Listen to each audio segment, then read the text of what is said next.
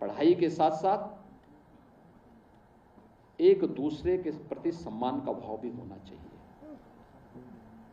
अपने से बड़ों बुजुर्गों का भी सम्मान का भाव होना चाहिए, माता पिता का भी सम्मान का भाव होना चाहिए, गुरुजनों के प्रति भी सम्मान का भाव होना चाहिए, समाज के प्रति अपनी जिम्मेदारियों का भाव भी होना चाहिए और राष्ट्र के प्रति भी अपनी जवाबदेही का भाव हम सबके मन में होना चाहिए। राष्ट्रीय संपत्ति को नुकसान नहीं पहुंचाना चाहिए।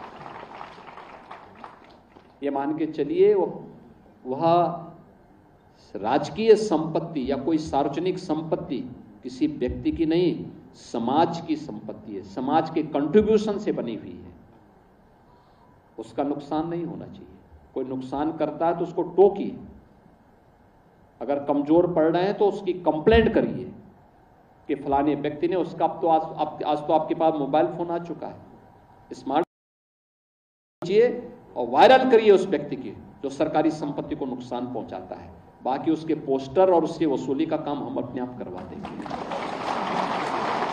क्योंकि संपत्ति बनाने में और उसको आगे बढ़ाने में मेहनत करनी पड़ती है। जब केंद्र और राज्य सरकार मिलकर के प्रयास करती है तब ये चीजें आगे बढ़ती हैं, अन्यथा उजाड़ने में समय नहीं लगता। और ये सार्वजनिक संपत्ति राष्ट्र की संपत्ति है, हम सबकी सामूहिक जवाबदेही का हिस्सा है, उस पर हमें ध्यान देना होगा।